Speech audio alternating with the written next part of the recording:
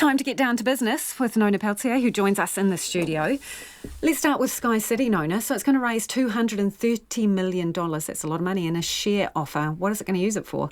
Well, much like the rest of the companies, the big companies we've been talking about, they're going to use the money to really protect themselves against, just the difficult economic times that we're facing, and to make sure that, they're in good financial position heading into whatever comes our way. And they're not expecting the tourism sector to rebound anytime soon. And it's very much an entertainment type of business, relying heavily on tourists. So they're going to raise that money. They're offering shareholders shares $50 million to retail shareholders at $2.50 and $180 million to institutional investors. They're also doing a number of things to continue to save costs in addition to the somewhat 900 staff they're going to be laying off. They're looking at saving, about $50 million from that. But also they're looking ahead and thinking, hey, we're going to be able to return some kind of a normalized profit. Now, a normalized profit, when you're talking about Sky City, talks about when you smooth out the win rate of their international investors, what their normalized profit might be. And that's excluding one-time costs that they've incurred recently. So they're expecting underlying profit of between $52 and $67 million this financial year. So that's not too bad.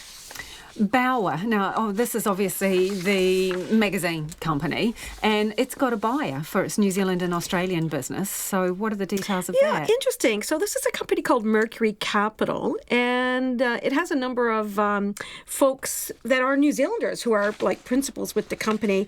And some of the well-known names are a fella named, Tony, former Minister of Health, Tony Riles, one of the partners. Craig Heatley's another.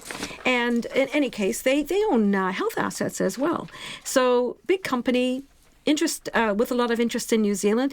They've bought the Australian and New Zealand business of Bauer Media, but they're only going to keep 6 of the New Zealand titles inside their stable, and they're going to sell the rest, which have been on the block for some time. And the ones they're selling, include ones that we are really well known, like The Listener, for example. North and South would be another. But they're going to keep 6 publications: Women's Weekly, Women's Day, Lucky Break, New Idea, Better Homes and Gardens, and That's Life. Those are the magazines. So they're keeping all the entertainment ones and they're getting rid of the sell news ones. Yeah, I guess so. Pretty much, yeah. So it will be now Brendan Hill, who's the chief executive of Bauer, says that he's going to keep on in the job as well as their management team. They're going to rename the business, and they say that there are a lot of interested parties in these magazines that are for sale and are hoping to make an announcement soon on that. So what's going to happen, the order of things is that Mercury buys Bauer, they get regulatory approval. No price disclosed on that deal. And then they on-sell the magazines they no longer are going to hold. And so they say that interest is high, and they're hoping that some of the 237 staff who lost their job in April may find employment with the new owners.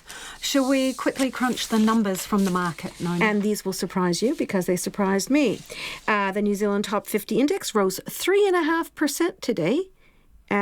380 points up to 11,334. No particular reason why, just because. And we've seen that a lot, just Asia itself was actually taking a bit of a breather. There was nothing spectacular in the region. But anyways, the New Zealand dollar is trading at 64.4 US cents, 93.8 cents Australian, and 51.3 British pence. Thanks, Nona. Nona Peltier with our business news.